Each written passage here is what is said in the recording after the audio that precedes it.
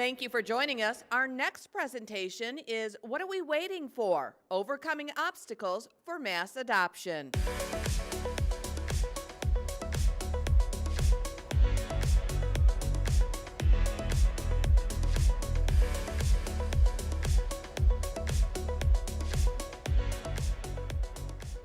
All right.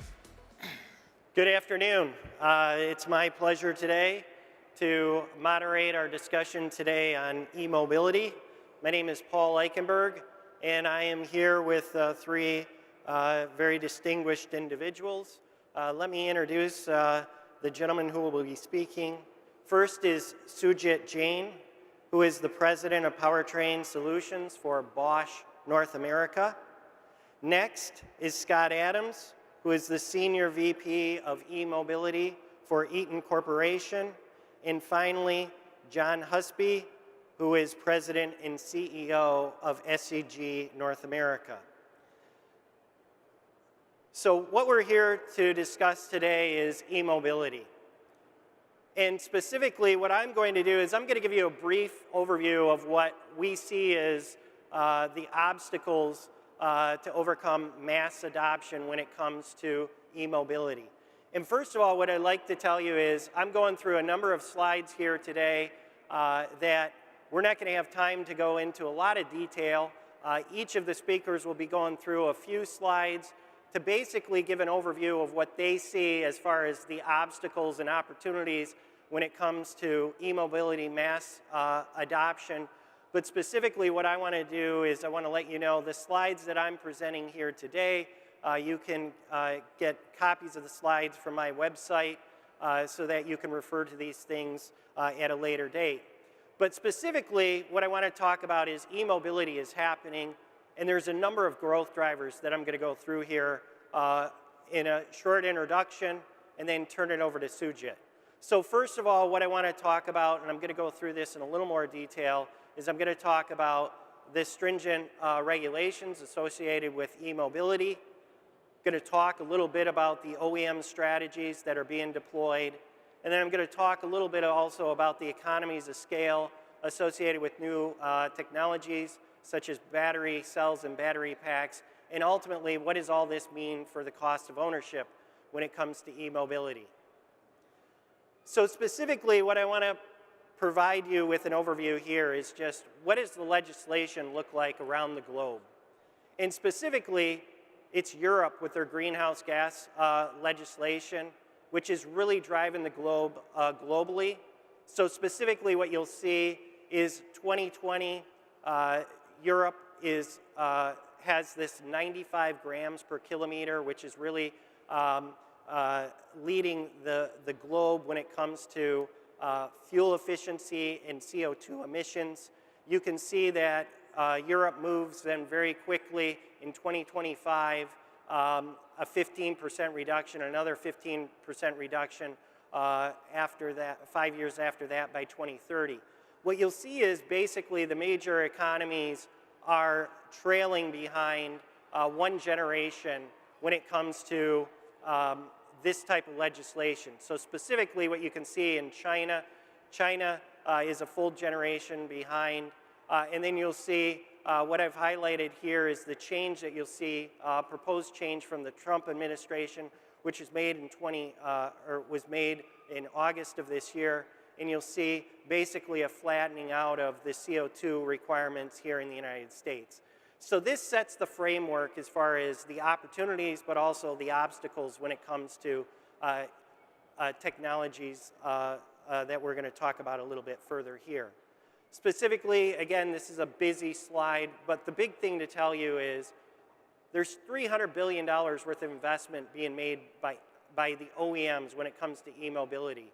There's 100+ new vehicles that are going to be launched here over the next 5 years by the major OEMs. As a result, the strategies that are being deployed by the OEMs are aggressively changing more and more and more towards electromobility. Next, here's the path as far as the shift in battery costs. That is, again, another big enabler when it comes to this technology. And then the last thing for me to just highlight for you is, again, when you take that battery technology and you start to shift that battery technology over time as a battery technology cost decreases, you'll start to see in Europe there's this cost parity between the fuel savings associated with electric vehicles, and then you'll start to see, again, that parity in the US and China coming in the 2025 timeframe. So these are all activities that are starting to accelerate the shift in electromobility.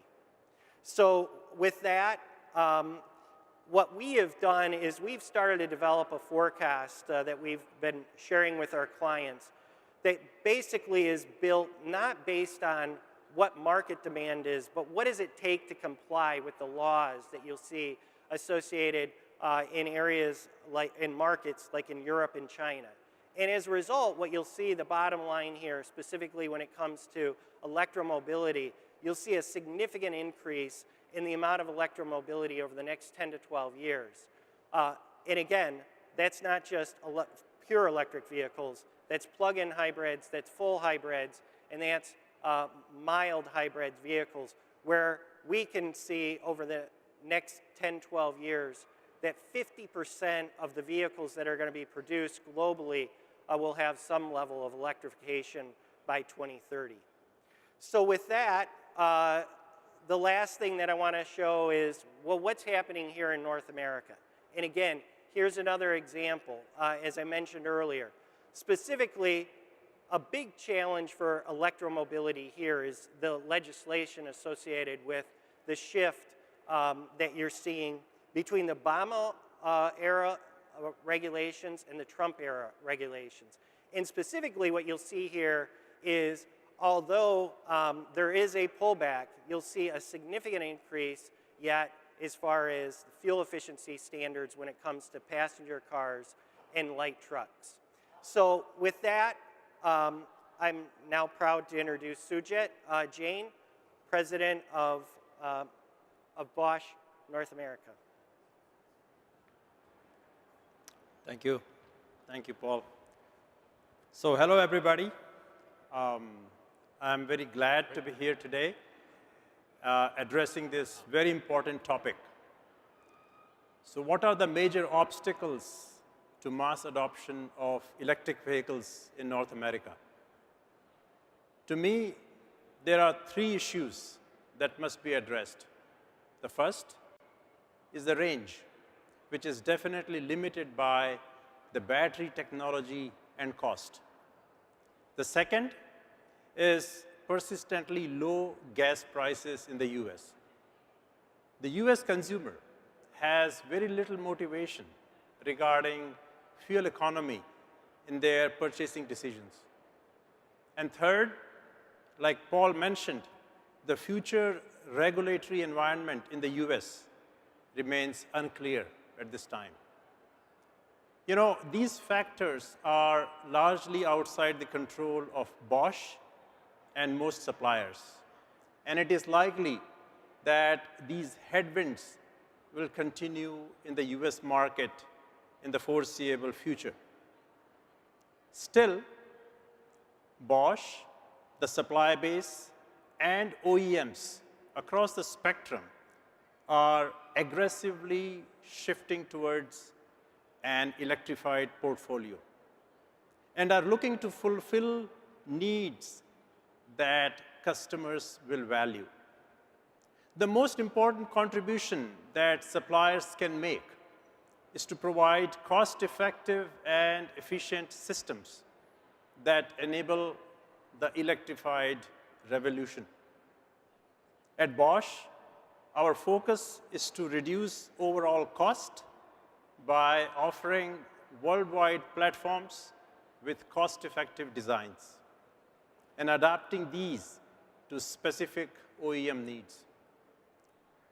Over the years, we have developed a very diversified portfolio of electrified powertrain technologies, including our e-axle, e-machine, power electronics, 48-volt battery, and battery management system.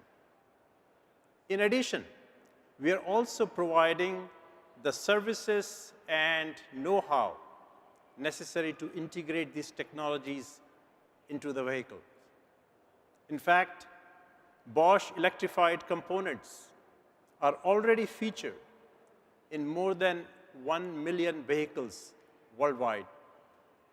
And we have carried out over 30 production projects with our OEM partners to bring these powertrains to the market. Bosch is committed to lead the global marketplace for e-mobility in the next decade. Now, looking specifically at the North American powertrain market, we see three distinct stories playing out simultaneously, each moving us to more advanced and efficient powertrains in the future. The first of these stories is the consumer interest in full battery electric vehicles. From almost zero in 2011, the pure electric vehicle market share has grown steadily over the last 8 years. It crossed 1% of the US market by the end of last year. Now, as models with longer range and innovative designs enter the market, it is clear that there is a real demand for these vehicles, the pure battery electric vehicles in the US. And this trend will only accelerate as OEMs introduce more models and combine electrified powertrain with autonomous technology, ride-share, and ride-hailing applications. The second part of the powertrain story is also driven by consumer preference.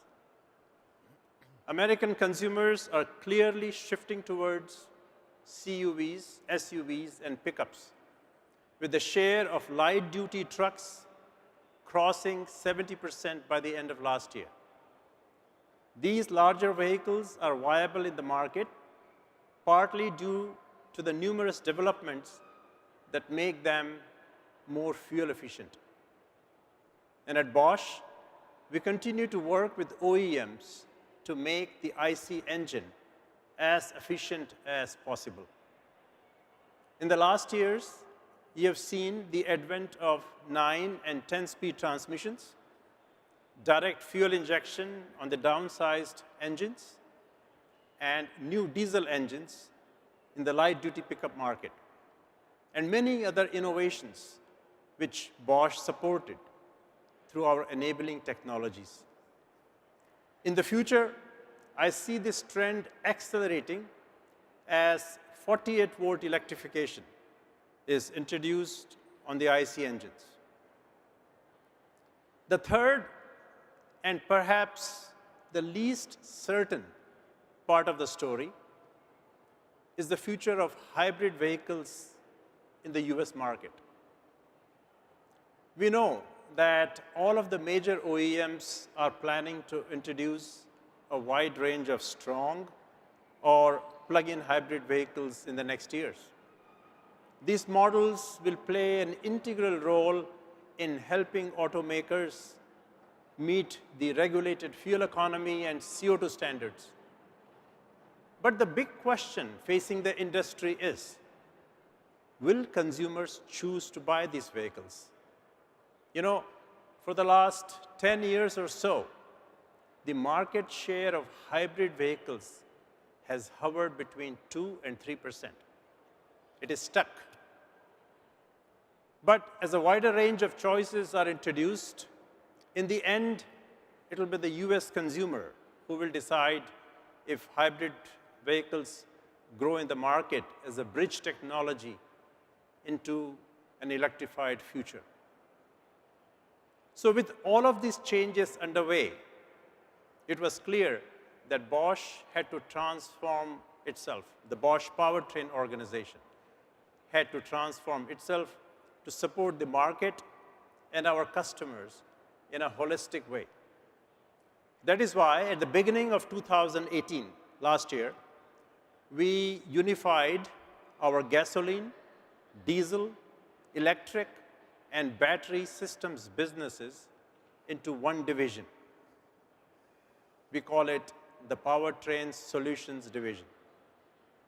At Bosch, our goal is to go beyond products or services and provide complete powertrain solutions, no matter the technology.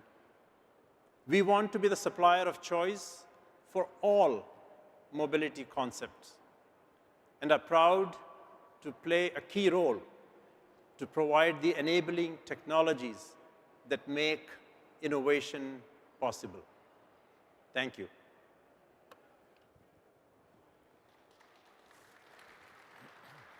Thanks, Suji.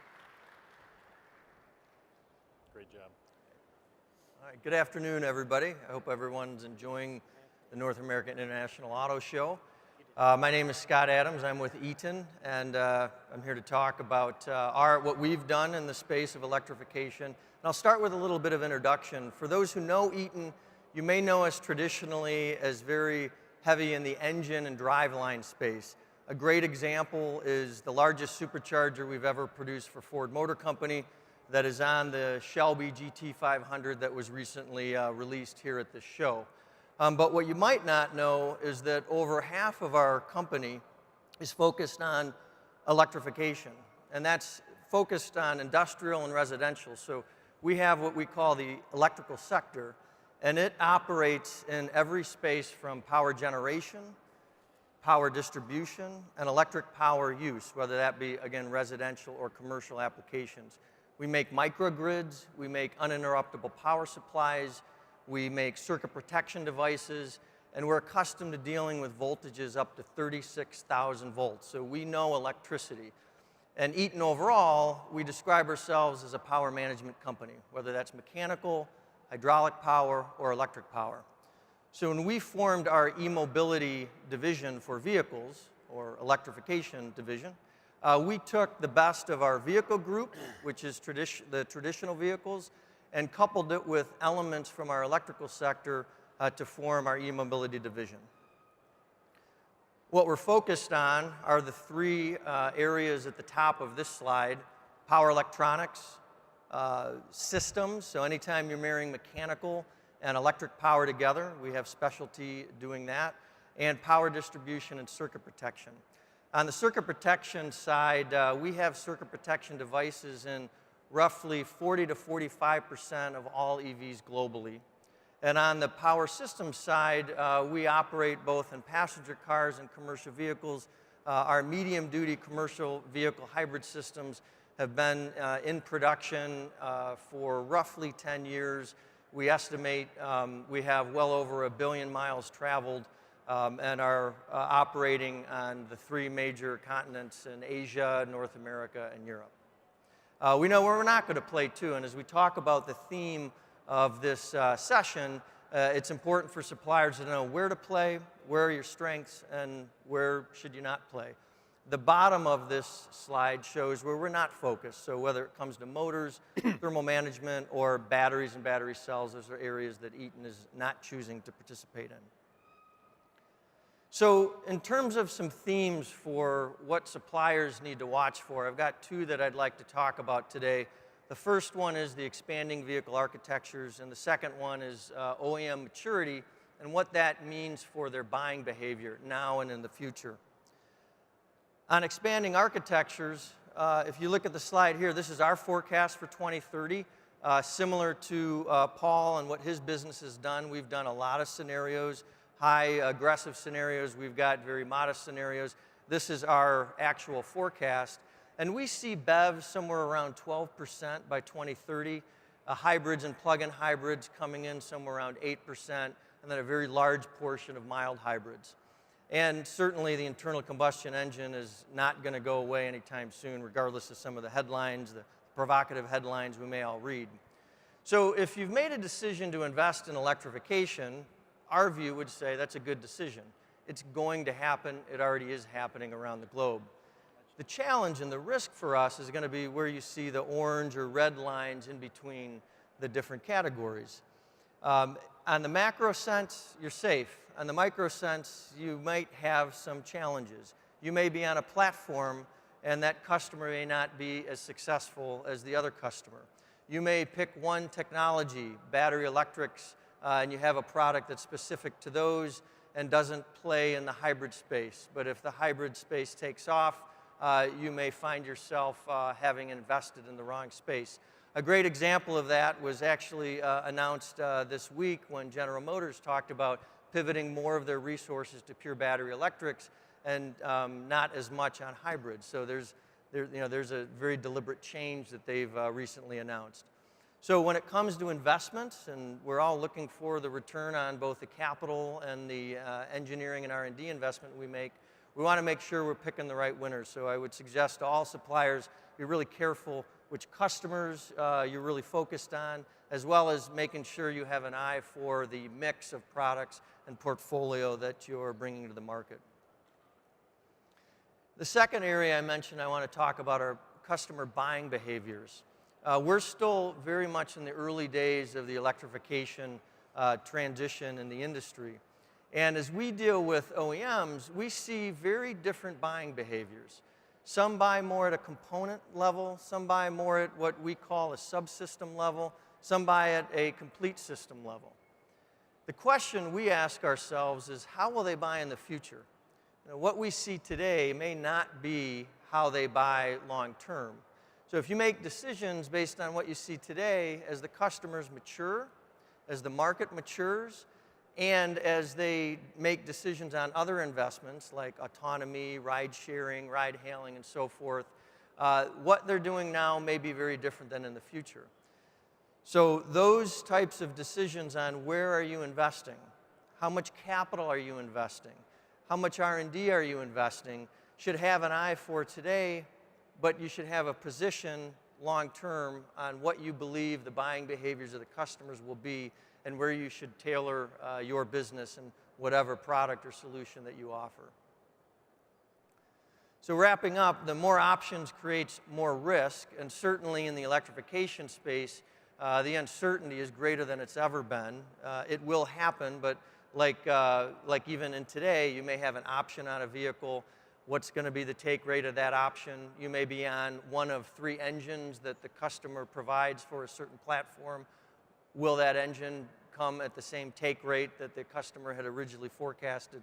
All of those variables that have always existed, I think, are at a much higher degree of risk as we think about electrification.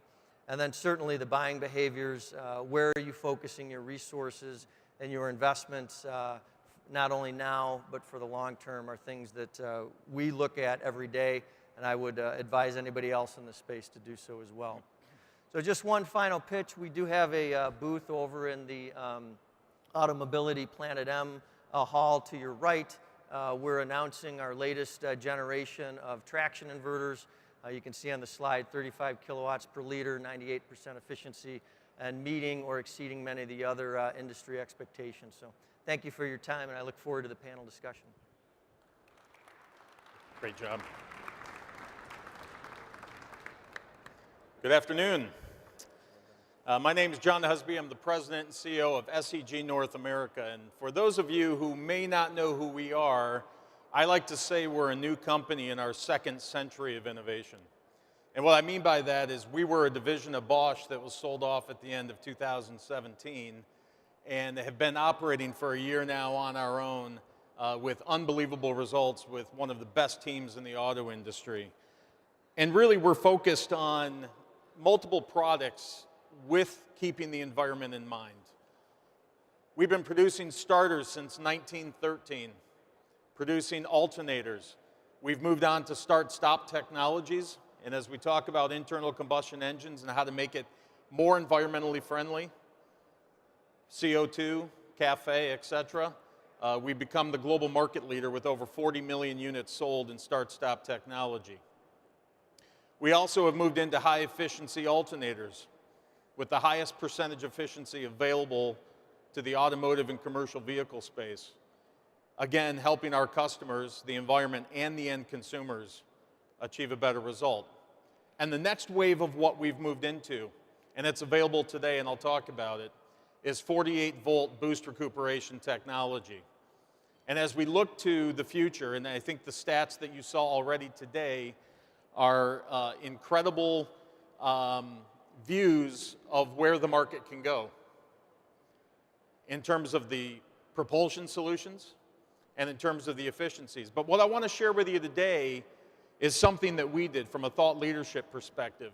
And this is available for our customers, our competitors, the government, and then consumers. We've created a white paper. It's available on our website, and I encourage you to download it.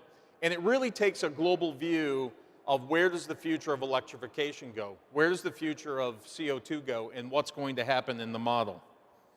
So here you can see a little boy with a vision, right? And that's where we're all thinking. We're all thinking about electrification, and we're all thinking about where can it go, but we're not quite sure how fast and when, etc. So let's explore this in a little bit more detail. Obviously, we heard a little bit today already about the end consumer perspective. This all comes down to the buying behavior of the end consumer and when are they going to adopt it and what will be there. We know that the total cost of ownership is going to clearly be one of the issues at play. How expensive is that vehicle? What are the maintenance costs? We don't know yet. What is going to happen with the total cost of operation? Well, we'll explore that in a little bit more detail in a moment. Driving restrictions clearly are there. I agree with Sujit completely and everything you saw here today. SUVs, pickup trucks, heavy vehicles will be where this goes in the future. People want to be able to go long distances. They want to be able to carry a lot in their vehicle. It's a lifestyle application. That's what's happened now.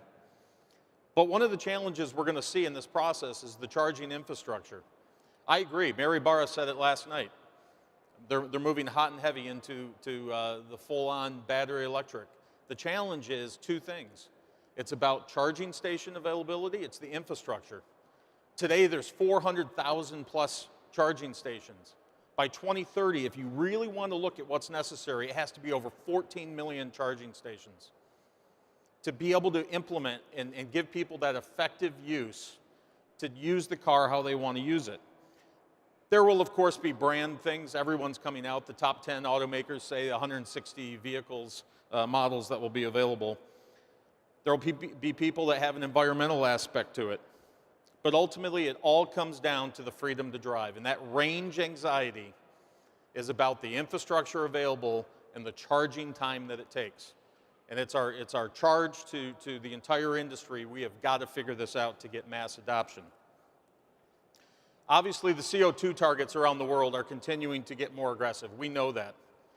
We're seeing countries like France who have implemented some pretty difficult expectations around internal combustion engines, eliminating them by 2040, Norway by 2025. We know that the push is there. But there's a major difference that's going to happen with those countries compared to others. There's a very strong renewable energy in Norway, and we know that. And they're going to have a lot easier time to implement this type of policy and make sure that it's clean energy. We also know that France is moving heavily towards nuclear. That, too, is a little bit more of a friendly energy source compared to the places that offer fossil fuels and coal today and operate on that. And so as we look at those CO2 targets and how they're coming down, this really helps drive the product portfolio of the industry to understand when is that break point going to be. In addition, politicians have been extremely focused early on about the product itself. You don't hear a lot about the ecosystem. You're hearing about this car has this performance, it has this range, it'll do this. But what you're not hearing about is what will it take to power and run those vehicles. And that's really what this white paper study looks at around the world. According to Applied Energy, EVs proved to be, at this point so far, 4 to 5 cents per kilometer more expensive, translating into maybe upwards of $8,000 towards the end consumer over the life of the program. And range limitation is also there. We obviously see that at least 30 minutes to achieve an additional 270 kilometers. What's the end user behavior? Will they want to do that?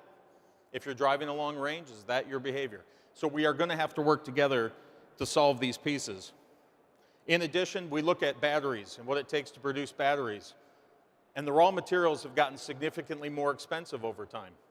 And so because of this, we also believe that in the short run, dual propulsion vehicles will be the primary way to go. We know that cobalt between 2015 and 2018 has risen the prices by 250%, lithium by 400%. So we're going to have to get much more efficient in how we do that. But we also have to be aware of raw material and rare materials. So ultimately, I talked about the energy flow and the mix and what happens here in the industry. And what you would have is in a place like Norway, where they have the renewable energy sources, some of those vehicles could actually, with electric, be 65% better for the environment. But what I will tell you is in countries that don't offer that, don't offer the renewable energy sources, it actually has a negative CO2 impact compared to internal combustion engines. And again, this is going to be a call to action. I think it goes beyond for politicians. It goes beyond looking at only the vehicle in the product itself. They will start looking at the entire ecosystem in that model.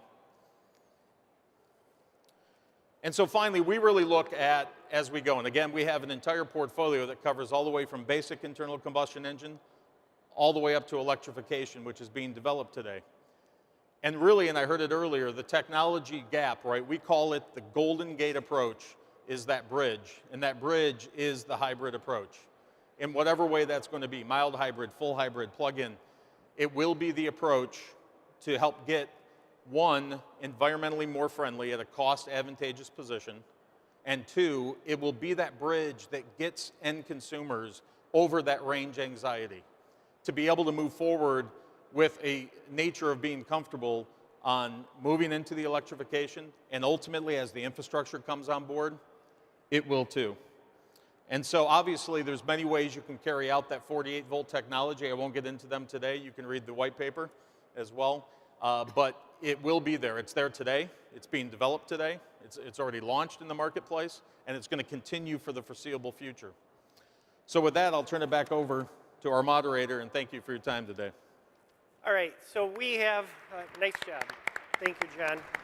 So we have a couple minutes left. I've prepared some questions just to follow up on these presentations. So the first question here is for Sujit in Bosch.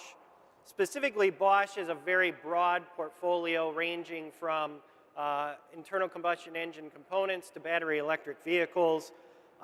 With that background, what is Bosch's vision as far as a time frame for a transition from the traditional technologies to these next technologies? And what do you see are the critical technologies going forward? Good. Very good question, Paul. So when we look at this shift from IC engines to e-mobility, it is really a global phenomenon. It is not limited just to US. And because it is such a global phenomena at Bosch, we track this issue very, very close. China. China is leading the way for this shift from IC engines to e-mobility because they are backed by such stringent environmental regulations and also a heavy dose of incentives from the government for NEVs, the new energy vehicles. Then you go to Europe. Cities and states across Europe are racing to push this shift from IC engines to e-mobility. John just talked about that. London, Paris, Netherlands, Sweden, Norway. These are the cities and states which are really having finite dates for the shift from IC engine to e-mobility. And again, the pressure is coming from the strict CO2 and emission regulations. Then you go to India. You know, the Indian government just came up with a very ambitious vision for 2030. They want to have 100% of the four-wheeled vehicles completely electrified by 2030. So as you can imagine, at Bosch, we run various scenarios for what could happen, when could this shift happen. So we have an aggressive scenario and we have a conservative scenario for this shift. And when I take an average of all of these scenarios, what turns out is that by 2025, we see that 15% of the world vehicle market share will be occupied by pure BEVs. So, for example, our prognosis is that in 2025, the world market will be about 100 million vehicles. 15 million vehicles will be pure BEVs. And additionally, 15 to 17% vehicles will be hybrid vehicles. And then when you fast forward it to 2030, we see the number going up to 25% for pure BEVs. That means 1 out of every 4 vehicles sold globally would be a pure battery electric vehicle. And then additionally, about 25 to 27% vehicles, hybrid vehicles. And one last point, when I talk about hybrid vehicles, we see what John just talked about, 48-volt electrification will lead the way. All right. Scott, so when we talk about a supplier like Eaton, how does Eaton plan to mitigate the risk associated with the large investment in the shift in these technologies in such an uncertain market? Yeah. I think there's a couple points there. One is on the, what I'd say more the traditional products. You don't want to overinvest if you've got a shift. And then you've got the, as I was talking about, the decisions on where to invest, what rate to invest. So maybe I'll answer the first part first. We have a very clear view of capacity for some of our higher share, higher volume products that we produce, particularly for the internal combustion engine. So for those who don't know, we're somewhere in the 20 to 25% of the global engine valve of the market. We're 20 to 25% of that market globally. And it's a capital intensive business. That's no news to anybody. So we've got our eye on when do we see peak engines and how much capacity does the world need. And there's always been the shift from from 8 to 6 to 4 to 3 cylinders as well, which affects engine valves. So we have a very deliberate approach to our investment strategies around that. So that's one part of the equation for us. So the other part, per your question, Paul, in terms of how to invest, one of the key things was we really focused on where do we have strengths and where do we think we don't have strengths, or where do we think that the competition is already strong enough. So battery cells is a great example of that. There's a handful of very strong battery manufacturers investing billions in cell technology, and then a number of startups as well who have solid state batteries, different anode technologies and so forth. And so that was an area we said we'd stay away from. So I think the short answer to your question is play to your strengths, really focus on the strengths, and then like Sujit and John have talked about, it is about efficiency, help with the range, help with the adoption. And we haven't talked about cost, but other than maybe the price of the vehicle and the batteries, but absolutely it's still the automotive market, and we need to be as cost effective as possible. And it's another reason to focus on your strengths. So, John, you talked a lot about hybrids and how this is sort of a gap measure.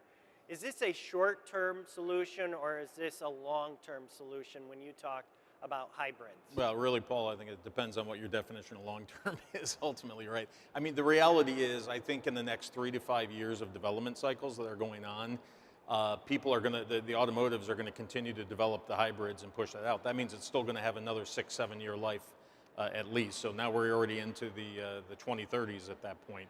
I do think it depends on the market, right? I agree completely. China is going to be driving this.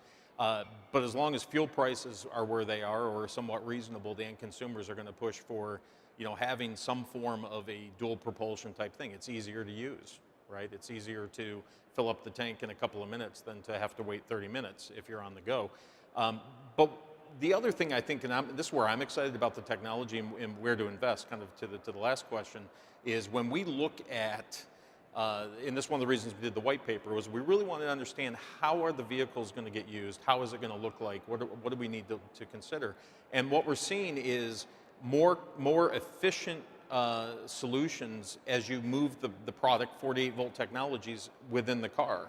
And so today, belt-driven technologies kind of, at the engine is where it's at, but the ability to move it back to the gearbox, to the axles, to do different types of e-machines, et cetera, is only going to continue.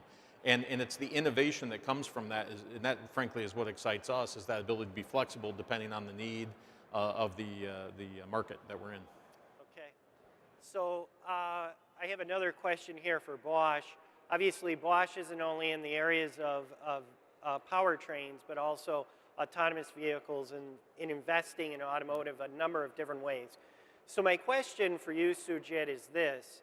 With the advent of autonomous vehicles and car sharing, those really lend themselves much more to electric vehicles because the steer-by-wire or the by-wire technology. Do you see this, when you talk about that increase in pure electric vehicles, do you see these type of technologies as just as much of a driver for electrification as the changes in legislation and fuel prices, et cetera, having an impact towards electrification? Okay. So, ride hailing is one of the biggest drivers for the development of autonomous vehicles. Biggest drivers. And one of the biggest enablers for these robo-taxis or autonomous people movers is electrified vehicles. And why do I say that? Because when you visualize that these robo-taxis or autonomous people movers, when they're running 24/5, 24/6, or 24/7 days, from a durability standpoint, from a total cost of ownership standpoint, from environmental pollution standpoint, EVs lend themselves very well for these robo-taxis and autonomous people movers.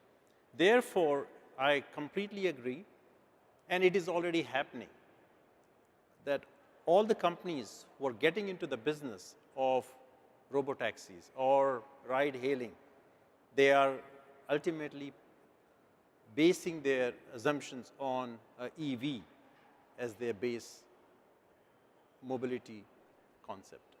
Yes, so in addition to legislation and environmental regulations, clearly mobility as a service is becoming a big driver for EVs. Thank you. Yep.